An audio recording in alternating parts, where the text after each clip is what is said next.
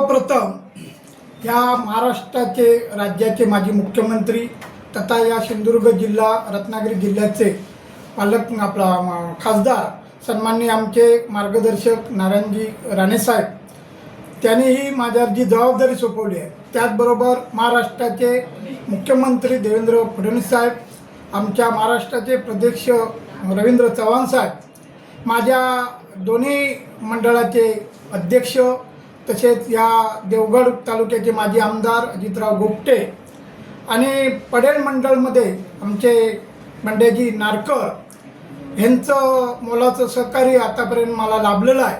आणि या सर्वांच्या वरिष्ठ म्हणजे जनता पार्टी, भारतीय जनता पार्टीचे सर्व राष्ट्रीय ते महाराष्ट्रापर्यंत जे वरिष्ठ नेते आहेत यांनी माझ्यावर जी जबाबदारी दिलेली आहे या सभापती पदाची, ती ह्या देवगडच्या जनतेचा जो विकास करण्याचा मानस धरून मी आज या पदावर मला जी जबाबदारी दिली ती मी पूर्णपणे पार पाडून ह्या जनतेची जी काही मूलभूत गरजा आहे त्या तळागाळापर्यंत या ग्रामपंचायतीच्या माध्यमातून गावागावात ज्या योजना आहेत, महाराष्ट्र शासनाच्या आहेत, केंद्र शासनाच्या आहेत, जिल्हा परिषदच्या आहेत, त्या पूर्णपणे या देवगड तालुक्यात ग्रामपंचायतीच्या माध्यमातून सरपंचांना विश्वासात घेऊन गावोगावी ह्या योजना आणि जनतेचं काम करण्याची जी संधी मला दिली आहे ती मी पूर्णपणे त्या सेवेला प्राप्त करून मी ती जनता म्हणजे जनतेची सेवा करेन अशी मी गवाही देतो। पहिल्यांदा आधी मी मतदारांचे आभार मानतोय, जो माझ्यावर विश्वास दाखवला आहे मतदारांनी देवगड तालुक्यातल्या म्हणजे माझ्या कुणकेश्वर मतदारसंघातल्या पण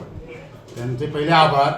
ते मी जर पंचायत समितीत आलोच नसतो तर आज उपसभापती हा माझ्याजवळ योग आला नसता। जेणेकरून आता उपसभापतीची निवड माझी झाली ती आमचे लोके साहेब, प्रिन्सिपल RR लोके हे 54 वर्षापूर्वी म्हणजे पहिले देवगड तालुक्यातले सभापती होते। त्याच्यानंतर लोके आडनावाला ही पहिली संधी मिळते 54 वर्षानंतर पहिली।